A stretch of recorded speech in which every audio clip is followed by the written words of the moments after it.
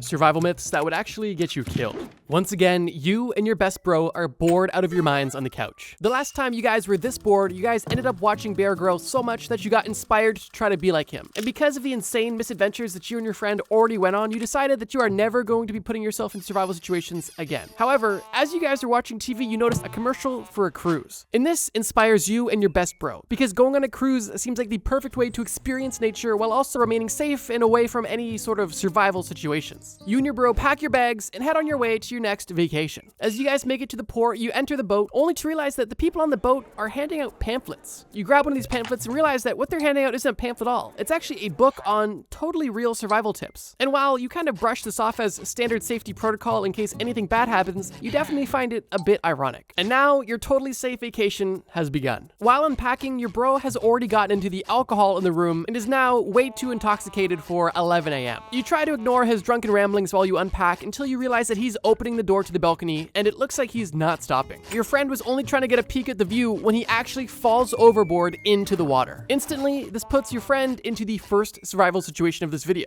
With your friend overboard and you looking down at him, you quickly run to that survival book that you were given and read to him what you should do if you fall overboard. As your friend looks smaller and smaller in the water as the cruise ship drifts away, you yell to your friend that if he wants to live, he has to swim as hard as possible to try to catch up to the boat. Your friend tries to swim as quickly as possible to catch up to the boat and uses almost all of his energy. And while this may seem logical to try to swim to the closest safety if you are abandoned at sea, this is actually the first myth of this video. In this specific situation, when you're in the middle of the water and fall off a cruise ship, the last thing you want to do is try to overexert yourself. Cruise ships move way faster than any human can swim. And even if you know that you can't catch up to it and you're just trying to, be as close as possible, you are still putting yourself at a massive risk. And the simple reason is, in this situation, this energy that you are exerting is going to make you lose body temperature and also lose stamina quickly. Two things that will only speed up your death in the water. What you actually want to do in this situation is to remain calm and begin to float, trying to move as little as possible while also trying to make yourself as visible as possible. The main reason why you want to float is so you can conserve as much energy as possible. Because in the ocean, your body is already going to be working double time just to try to maintain its body temperature. And the reason why you want to be as visible as possible is because the only way that you're getting saved in this situation is either by a rescue boat or by a rescue helicopter. And fortunately for your bro, a rescue helicopter was not only able to spot him, but was able to drop a ladder and pick him up, flying him back to the cruise ship on the helipad. Now, you meet your bro on the helipad and decide that you are already done with this cruise, and you decide that it's time to get off this cruise ship and to get out of here entirely. You actually board the helicopter with your bro, and you guys decide to fly back home. Although, it's on that helicopter ride from the cruise ship back home that you guys end up on another adventure. As this helicopter flies over an extremely remote area, a storm appears seemingly out of nowhere. Lightning strikes the helicopter, and you all go down. You and your bro wake up in a daze and realize that the pilot is gone, the helicopter is useless, and you two are once again, unintentionally, in a survival situation. And your sole goal is to survive and get home with only the shirts on your back and the information in this book that has already proven to be not so helpful. Being stranded once again, you and your bro decide to take a different approach than you did in the first adventure. The last time you guys tried to survive in the wilderness, you instantly tried to find your way out. But today, you decide that your best course of action is to set up camp exactly where you are. Because if your best chance of surviving at sea is to wait to be found, you figured you should probably do the same thing when you're lost in the forest as well. And for that reason, you and your bro instantly start to build shelters. Obviously, neither of you are formally trained in bushcraft architecture. However, you've seen those videos at 2 a.m. with the guys building crazy water slides and whatnot, so you had a good idea. You decided to refer to this pamphlet from the cruise ship to see if it had any wisdom about this, and it actually did. It said that you can complete survival projects at a normal pace in a survival situation. And it was that information that gave you and your buddy confidence to go all out. Instead of initially building a fire or looking for food, you and your friend decide that the best course of action is to chop trees and build a 2-story house with a water slide. Those guys on YouTube do it in a day. We can do that too. However, after nearly 12 hours of collecting resources and trying to build, you and your bro have nearly no progress. You have a pile of logs, 2 stakes in the ground, and you and your friend are exhausted with basically nothing to show for it. And this leads to our second survival myth. The myth being that you can complete survival projects at a normal pace. Here's the thing. Those guys in the YouTube video, first of all, many of them are using actual machinery off screen, but even the ones that are doing living for real are not in genuine survival situations. They have access to food and water and shelter at their leisure, meaning that they can actually work at a regular pace. However, in a survival situation, any project is going to take much longer. And the reason for this isn't because you just are lacking the tools, it's actually because your energy expenditure and your time management are critical for your survival. Just look at you and your friend right now. Even though you guys spent the entire day grinding, you have nothing to show for it, you have empty bellies, you have no fire and no shelter. You guys are weak, exhausted, and dehydrated. And because you underestimated the effort that goes into surviving in the wilderness, you are now on the verge of death. What you should have done when establishing a camp is first and foremost establishing a fire,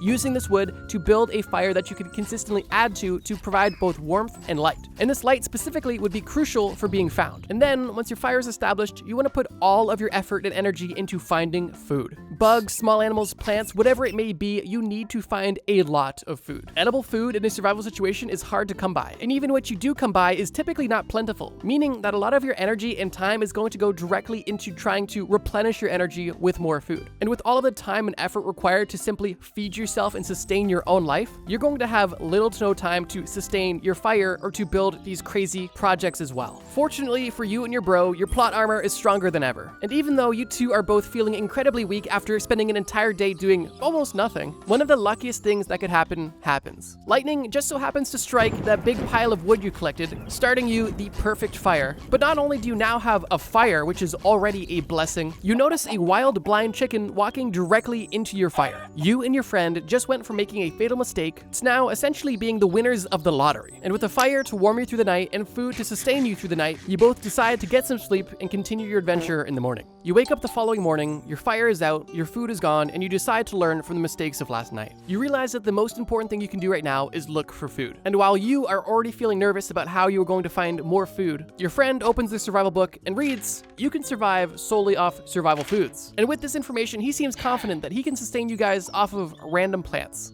And following his lead, you guys begin to forage. You both begin to gather things like tree bark, lily pad tubes, hemlock needles, and snails. And after hours of foraging, you come back to your base camp to find a pretty disappointing meal. And after eating everything you collected, you realize that you actually spent more calories trying to find this meal than this entire meal gave you. Meaning that you would have been better off not looking for any of this stuff in the first place. Which is why this is actually another survival myth. Survival foods are exactly as they sound. They're meant for survival situations, although they cannot sustain you long term. It's important to understand what you can and can't eat in the wilderness. However, it's also important to consider the context that these survival foods are not and cannot be your main source of nourishment. And while they're better than nothing, eating these foods are typically only a band-aid solution until you're able to find some sort of actual sustenance, either from fishing or trapping an animal. Okay, imagine you worked hard all day, you get home, you don't have time or really don't feel like cooking, and you decide to order food off a delivery app, only to realize that burger you wanted is now triple the cost. To me, that sounds like a scam, and that's why today's video sponsor, Factor, is here to help. With an expanding menu, Factor is making accomplishing your wellness goals even more exciting. Factor currently is doubling the size of their menu with over 80 rotating weekly meal options, and they're even adding 3 new weekly meals that are chef-crafted and restaurant quality. Factor's menu isn't only huge, but it's also delicious and diverse, meaning that there's definitely a meal that you are going to love. Factor has personally helped me save money and time while maintaining a busy schedule and a somewhat healthy lifestyle, and I would highly recommend, if you're in a similar situation, to at least give it a try. Head to factor75.com or click the link below and use code TrustMeBroFB50 to get 50% off plus free breakfast for 1 year. That's code TrustMeBroFB50 at factor75.com to get 50% off and free breakfast for an entire year. If you're looking for healthy, affordable, easy to cook meals, there's no better option than Factor. Thank you, Factor, for sponsoring this video.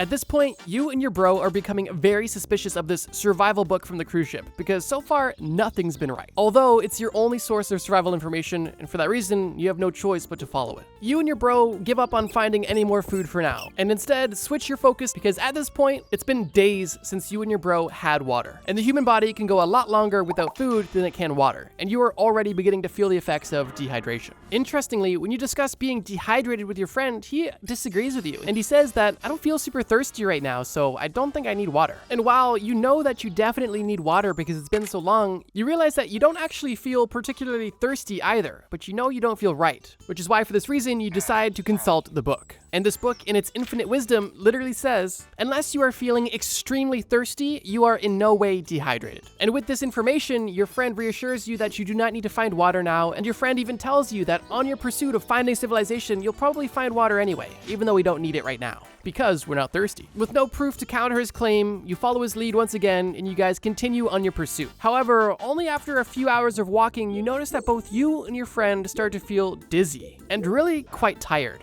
Your friend stops at a tree to take a leak, and you happen to notice that his urine is literally brown. Now, in the least sus way possible, you try to bring this to his attention, and all you get back is some slurred ramblings about how it doesn't matter and you're being weird. And before you know it, your friend passes out directly in front of your face. And only moments later, you notice your vision start to turn black as well, and you also hit the floor. You and your friend are both laying down on your backs with your mouths wide open, and you've once again fallen victim to another survival myth. You don't need to be extremely thirsty to be dehydrated. And because you and your friend directly ignored the early warning signs of dehydration, it led to you both reaching a point of no return. The truth of the matter is this. People typically assume that dehydration only begins once you start to feel very thirsty, but that's actually the opposite of the truth. Thirst and extreme thirst are typically a late-stage warning sign of dehydration, and the early-stage signs are typically very subtle. These signs include a dry mouth, darker than usual urine, a headache, fatigue, irritability, dizziness. And I think in our day-to-day lives, we're all pretty good at managing our hydration and noticing when we're dehydrated before feeling thirsty.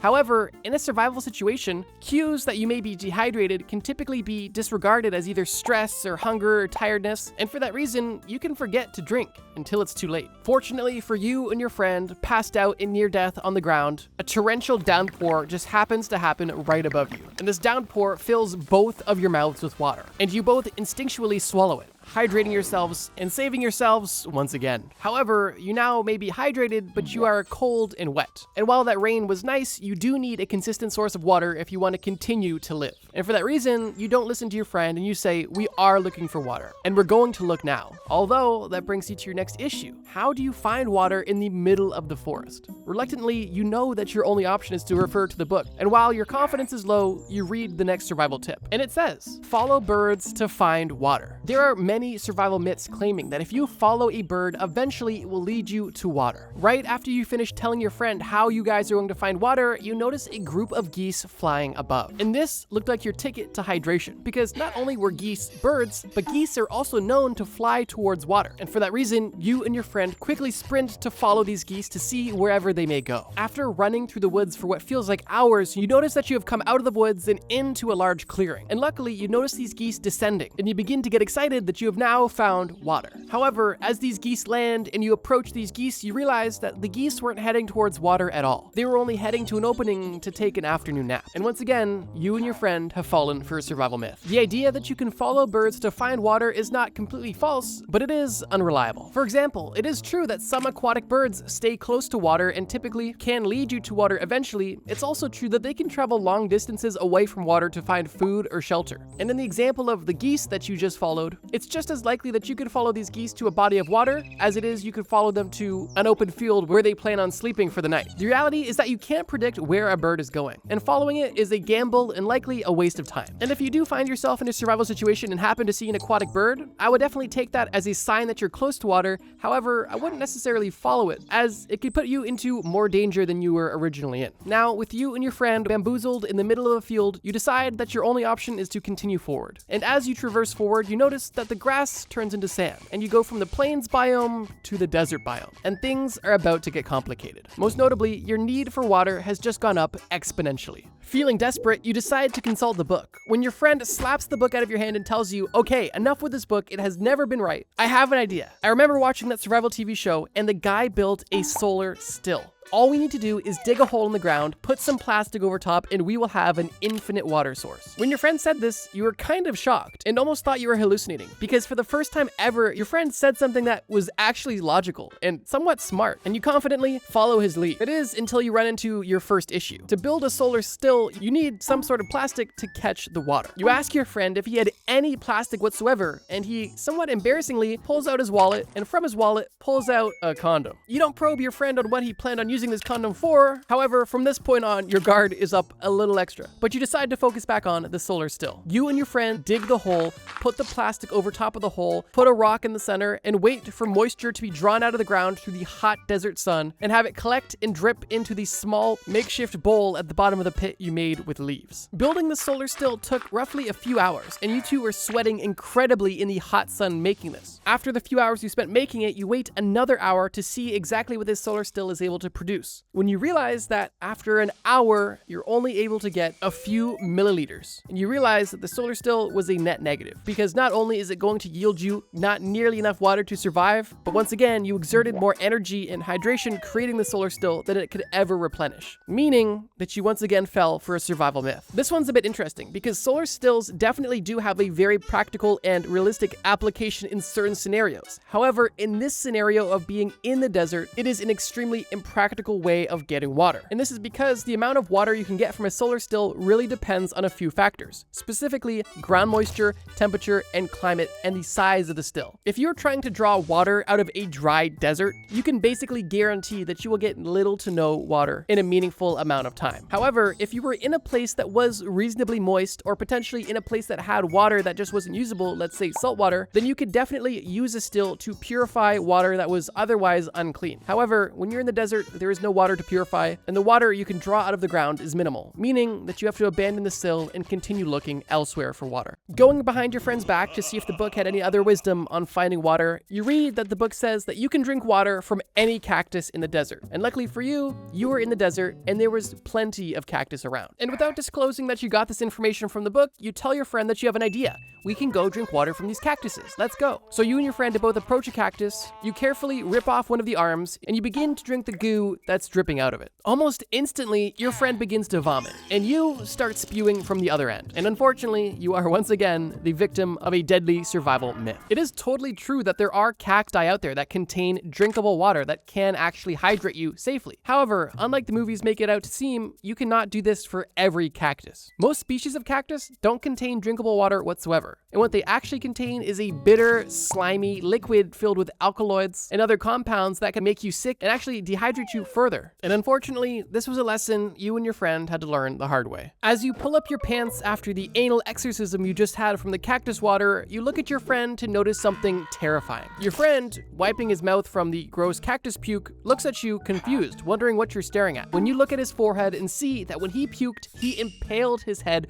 with a massive cactus spike. You ask your friend if he feels anything and if he is in any pain, and he says no. After he puked, he actually feels a lot better. However, he's still pretty thirsty. But he doesn't say anything about the massive cactus spike simply sticking out of his skull. Your friend seems concerned because he can tell you're freaking out about something, but you won't tell him what's going on. Instead, you open the book and see if it has any wisdom about what to do when you've been impaled. And of course, the book has a survival tip for you. The book claims that if anybody is impaled by something, the best thing to do is immediately remove it. And to you, this initially makes sense, because if there is a foreign object in your body, obviously you don't want it there. And if you can remove it, you should. And so because of this, you simply tell your friend to sit down, tell him to relax, and say that there's something on his head that you're gonna just quickly remove. With your friend sitting down, you tell him to close his eyes, and you grab the massive spike and rip it out of his head. As soon as you rip the spike out of his head, you realize that the spike was actually holding in a flash flood of blood. So you quickly re-impale your friend in the head with this spike and act like nothing happened at all. At this point, your friend opens his eyes, sees the blood, and demands to know what's going on. And you tell him the truth. And surprisingly, he actually has a pretty insightful response, and he tells you that no, the book was wrong again. If you become stabbed or impaled by an object, one of the worst things you can do is instantly try to remove it. Depending on where you're stabbed, pulling out the object could cause massive bleeding, disrupt any of the clotting that has potentially begun, and it can also worsen the damage by pulling out the object incorrectly, or if the object is barbed. The best thing that you can actually do in this situation is try to stabilize the object to ensure it doesn't move at all. It sounds counterintuitive, but you actually want to maintain this object stabbed in you at the same depth, at the same pressure, until you can get medical attention. And that's exactly what you do. In shock of how insightful your friend was, out of nowhere once again, you notice that your friend firmly holds the base of the spike and breaks off the rest. After this, your friend takes one of his socks, wraps it around his head to ensure that the spike doesn't go anywhere, and from this point, you guys continue to keep moving. As you both walk through the desert, the sun begins to set, and you happen to stumble upon a cave and decide decide that this was the perfect place to spend the night. Hungry, dehydrated, and exhausted, you and your friend sit there, finally relaxing for the first time in what feels like days. And while you and your friend look a lot worse for wear, you're at least happy to be alive. And it's within this small moment of gratitude that you notice that your friend not only has a bloody sock wrapped around his head, but he's also developing a bloody nose. At this point, this is very concerning because with how dehydrated you and your friend are, any loss of moisture could be deadly. And with how much blood your friend has already lost up until this point, you guys are really not in a position to lose any more. Your friend begins to get very lightheaded, and for that reason, you decide to help him with his bloody nose. And fortunately, for this situation, you don't need to consult the book because everybody knows how to deal with a bloody nose. Obviously, what you want to do is tip your head back to stop the bleeding. And you do exactly that. Your friend is sitting, you stand behind him, and you tilt his head backwards, and you notice that he's now coughing up the blood that was coming out of his nose, meaning that the bleeding was not stopping whatsoever. It was just being misdirected. Because of this, you decide to let him go, and because he is so tired, he happens to just lean forward. And due to this forward lean, his nosebleed actually stops relatively quickly, turning a survival myth into an unintentional survival truth. Here's what I mean. I don't know about you, but I remember growing up, every time I had a nosebleed, people told you to hold the bridge of your nose and tilt your head back. And while this is a common tip that has been passed down through generations, it's actually been heavily debated, and at this point in time is kind of been debunked basically fully. It's been shown time and time again that tilting your head backwards is actually unsafe and can make the situation worse, as we saw with your friend. When you tilt your head backwards, the blood doesn't stop, it simply flows down your throat, which could directly cause you to swallow blood, leading to nausea or vomiting, or potentially even choking in severe cases, which is why what you actually want to do is basically the opposite. If you get a nosebleed, according to the Red Cross, the most effective way to end it safely is to sit upright or even lean slightly forward, because leaning slightly forward can help reduce the blood pressure in the veins in your nose, which would help slow the bleeding, while also ensuring that the blood drains out of your nose instead of down your throat and potentially into your stomach or lungs. Once seated in this position, you do actually want to grab the soft part of your nose right below your bridge, and then simply wait 10 to 15 minutes while maintaining a consistent pressure and this consistent position until the blood flow stops. And it's really as simple as that. And it's kind of interesting how the fact is so close yet so far from the fiction, and most people, at least in my experience, always tilt their head back, when in reality, going the opposite direction is the most ideal way to go about it. Now, another pro-level tip you could do if you have a nosebleed, if you do have access to an ice pack or anything cold, is to put this ice pack on your nose or cheek area, allowing the cold to constrict the blood vessels around your nose, further slowing the bleeding. Or if you don't have access to cold, what you could try to do is just take deep, slow breaths to help the clotting form faster. But speaking of clotting, one thing you definitely don't want to do is shove stuff up your nose. Even if you think that shoving something up your nose will help stop the bleeding, or if the bleeding stopped and you're just shoving something up there to prevent further bleeding, the reality in most cases is if you shove something up your nose while it's bleeding, you're only going to irritate the area more and very likely dislodge clotting, which basically restarts the entire healing process again. Unfortunately for your friend, you didn't have anything to shove up his nose, because if you did,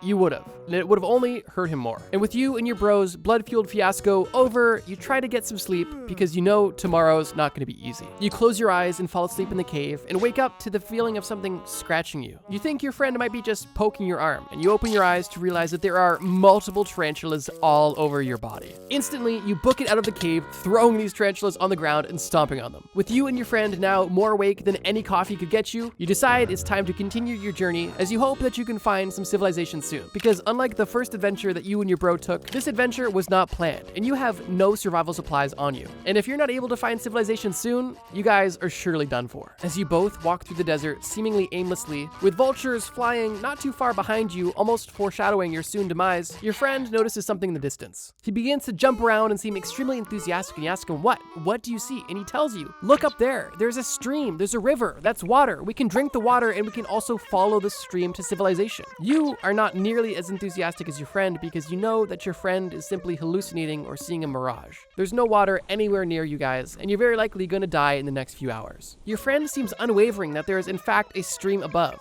and with you having nowhere better to go, you decide to follow him. And to your shock, he was right. There was a stream of water going directly through this desert, and you both were able to finally drink as much water as your heart desired. After you two felt sufficiently hydrated, you ask your friend, wait, what did you say back there about water leading to civilization? And he tells you that, yeah, everybody knows knows, if you get lost, just follow water downstream and it is guaranteed to lead to some sort of civilization. And while he didn't have any sort of evidence to back up this claim, you really had nowhere else to go. So, wanting to stay close to your only source of water, you and your friend begin to follow this water downstream in the hopes of finding some sort of civilization. As you both follow the stream, you fortunately find yourselves out of the desert and back into the woods. However, these woods don't last long, and you find yourselves in a climate that's getting colder and colder. You think to yourself, what kind of Minecraft terrain generation is this? But you continue forward, and eventually this water you're following downstream leads to an ocean. And this is both good news and bad news. The good news, in the distance, you can actually see an island with buildings on it. You don't know where this is, but there's people there. But the bad news is, you are in an extremely cold climate now. And this island in the distance is definitely not within swimming distance, at least in your opinion. But your friend has another perspective on that. You talk to your friend and tell him that his water theory didn't work at all. It led us to an ocean. Although your friend maintains that because there was a city off in the distance,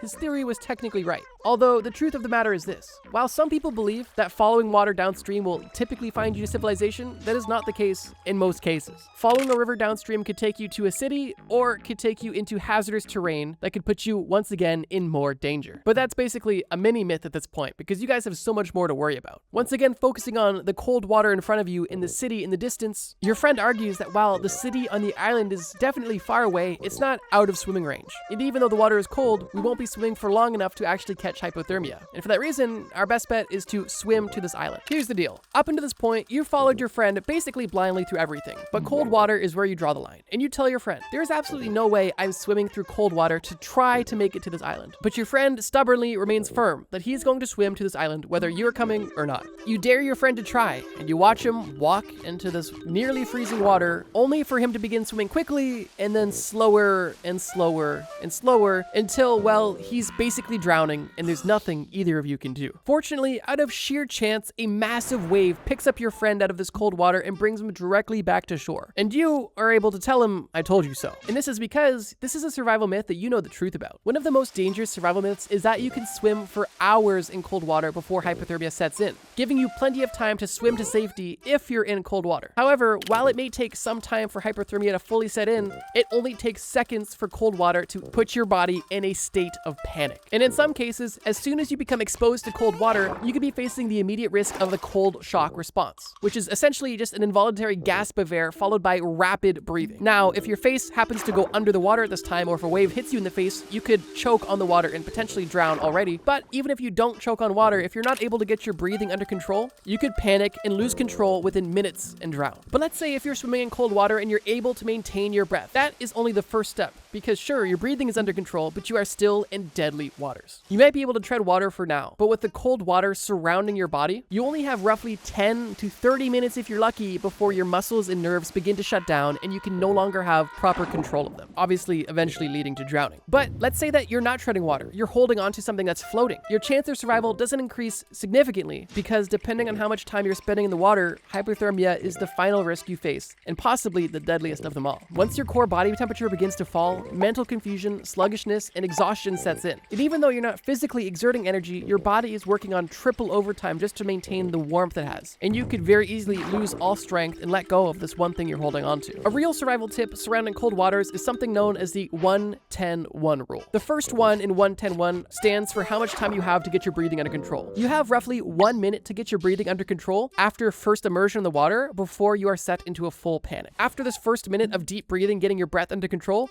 you have 10, which represents 10 minutes of meaningful movement before your muscles begin to weaken. So with this 10 minutes, it's best that you decide which direction you want to go if anything is even close by. For example, some floating debris or potentially an island or boat if you are so lucky. And the final one in 1-10-1 means 1 hour. And that's because it typically takes 1 hour before hypothermia leads to full unconsciousness. Meaning that if you're floating in cold water, you have roughly an hour before, well, things don't look good for you at all. And while you finish explaining this to your friend as he catches his breath from nearly drowning in this freezing water, you notice something on his leg. It's a pink squishy thing that's made his leg all red. It's a jellyfish. And you quickly grab a stick, stab the jellyfish, and throw it back in the water, only to notice that your friend now has a massive jellyfish sting on his leg. And while your friend may be the most lucky and unlucky person in the world at this moment, things are about to get a lot more complicated. One, because in this situation, you actually know what you need to do, although you don't know if you have the strength to do it. As you sit there pondering on what your next move is, your friend looks you in the eyes and tells you, just do it. And you know what he means. You tell him to close close his eyes, you whip out your lil bro, and you begin to urinate on his leg. Fortunately, you had a lot of urine to give because of the stream that you guys had followed. Although, unfortunately, this urination on the leg was not beneficial whatsoever. And it's once again another survival myth. It is a popular belief that the venom from a jellyfish sting can be neutralized with urine. However, in most cases, once again, the urine can actually make the sting worse. Depending on how bad the sting from the jellyfish was, the urine contacting the sting zone could actually cause the stinging cells on the skin to release more venom, which would further intensify the pain and speed up tissue damage from the venom from the sting. And in most cases, the best thing you can do when somebody has been stung by a jellyfish is to rinse the area carefully with either vinegar or salt water, which both can safely deactivate the stingers, and then you want to carefully remove the tentacles with tweezers or a stick, whatever you have. Interestingly, urine isn't the only thing you should avoid putting on a jellyfish sting, as fresh water should also be avoided, because it too can cause the stingers to fire. Now, obviously, the best case scenario is to go to the hospital immediately, but in a survival situation, you have to make do with what you have. And as you urinate on your friend's leg and his screams begin to get louder and louder, you notice another sound. A sound that sounds like cameras clicking and flashing. And then you notice an unforgettable sound, the sound of a boat horn. You look to your left and realize that the cruise ship that you're on only a few days ago is now going directly by you, and everybody on the cruise ship is taking pictures of you urinating on your friend. And while the passengers on the ship think that these are just two kinky people living off grid, the staff of the boat recognize that you two were the people that were lost in the helicopter crash. And for that reason, they send a rescue boat from the cruise ship to pick you both up and take you back to the cruise ship. Boarding the ship,